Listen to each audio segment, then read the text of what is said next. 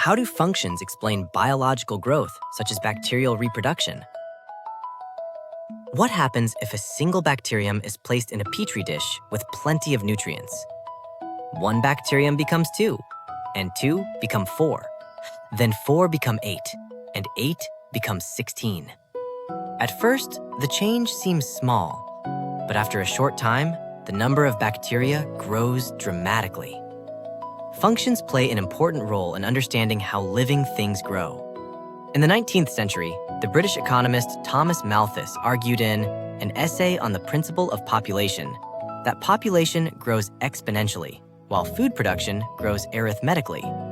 Exponential growth means the quantity increases by a constant ratio, like 2, 4, 8, and 16, rather than by a constant amount.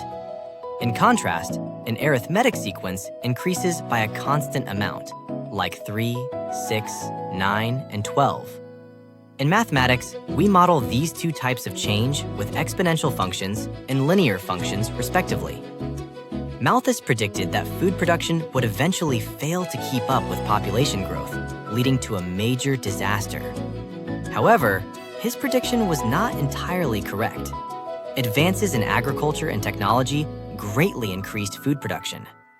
His calculations were correct, but he did not fully account for technological progress as a new variable. Now, let us look at bacteria instead of people. Bacteria reproduce by binary fission, where one cell divides into 2. 1 becomes 2, and 2 become 4.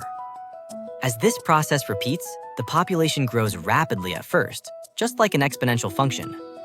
That is why an exponential function describes the early growth of bacteria very well.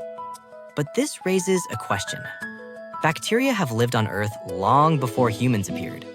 If their population had continued to grow as an exponential function predicts, would Earth not be filled with bacteria by now? In reality, it is not.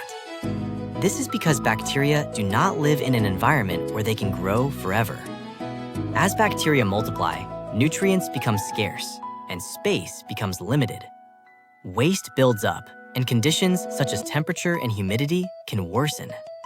People also kill bacteria with disinfectants and antibiotics. Eventually, more bacteria die than are born, so the total population no longer increases. In reality, bacterial growth has 4 stages. First is the lag phase, when bacteria adapts to a new environment. Next is the log phase, when they multiply most rapidly. Then comes the stationary phase, when growth and death occur at similar rates. Finally, the death phase begins, when more bacteria die than are born. When shown on a graph, the curve rises steeply at first, then slows, levels off, and finally declines. In mathematics, we model growth under limited resources with the logistic function.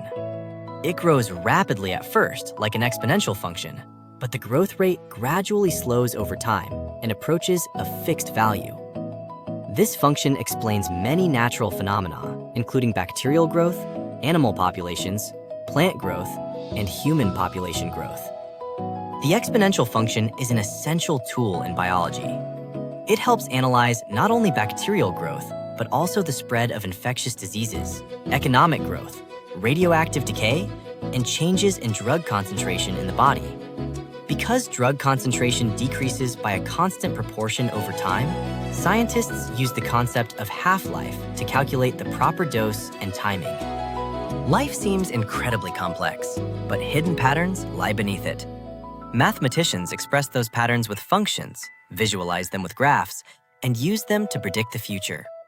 In the end, a function is not just a tool for calculation.